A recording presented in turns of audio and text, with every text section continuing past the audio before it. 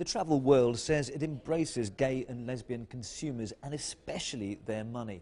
But are these just whispered sweet nothings that have nothing to do with the real world?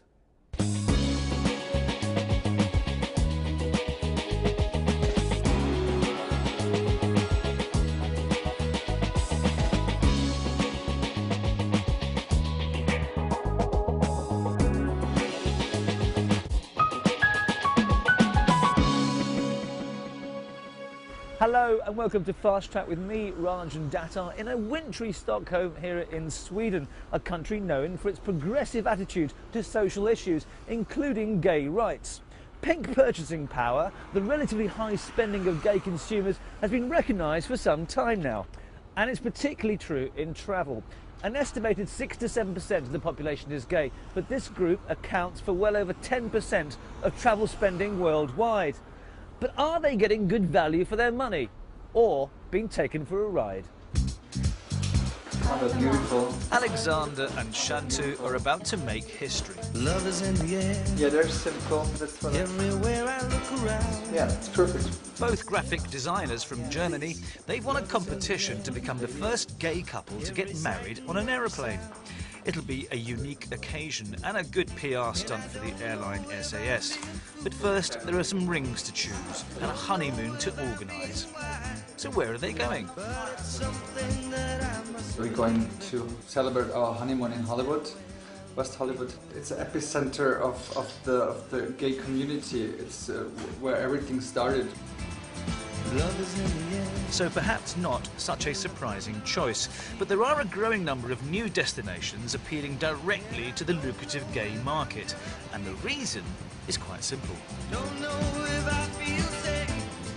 There's a single word answer, and it's money. There are more and more destinations, airlines, hotel groups chasing this lucrative pink, gay and lesbian euro, pound, dollar. But as competition increases, you can't just fly a rainbow flag and be gay friendly. You actually have to deliver on the promise. And that's the challenge for the industry today. In fact, a new study by OutNow estimates the lesbian and gay market to be worth a potential $142 billion in 2011.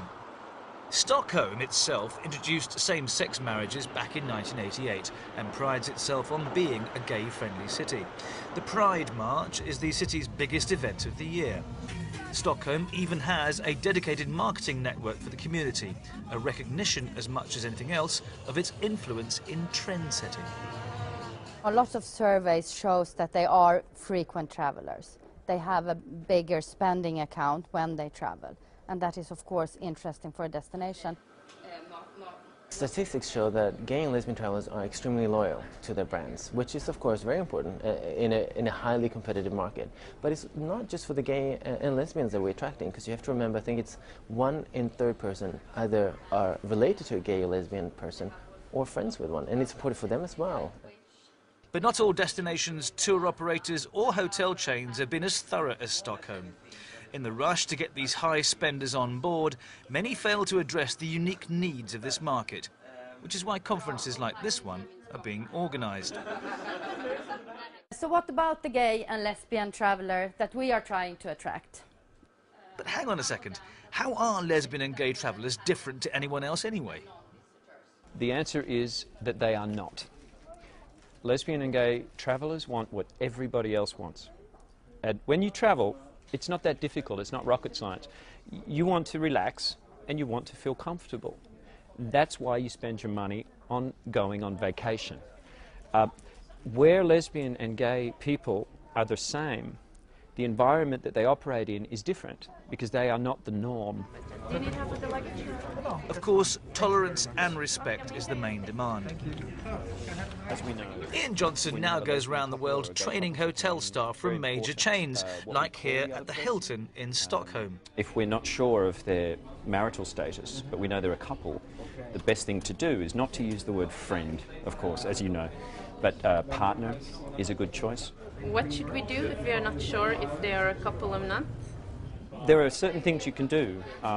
You can remind them of what the booking type is. So I'm just checking the details of your booking. I have you on a top floor, away from the elevator, in a double room. Is everything correct? Of course, one obvious problem is homophobia and discrimination. In many cases, that's embedded in local culture and religion.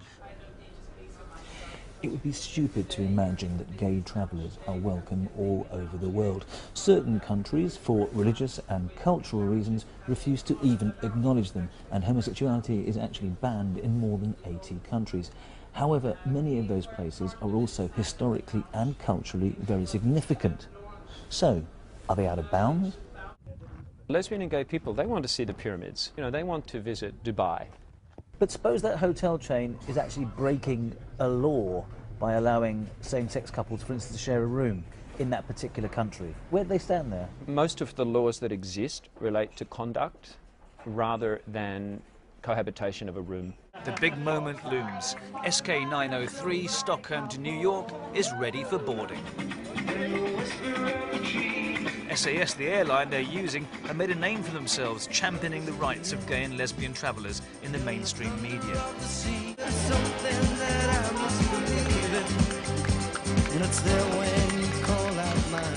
Of course, it sounds a little bit strange for us sitting here in the SAS business class, talking about inspiring people to get married and making them fight for their rights. But in the end, it is what it is about. Love is in the air, in the rising of the sun.